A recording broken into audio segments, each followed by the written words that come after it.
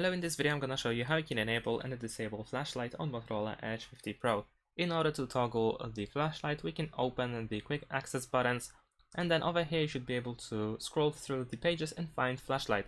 So if you press the flashlight on, then you should be able to enable the flashlight, and if you press the button one more time, then of course you will disable it. Now there is also a gesture that you can use in order to have even quicker access to the flashlight.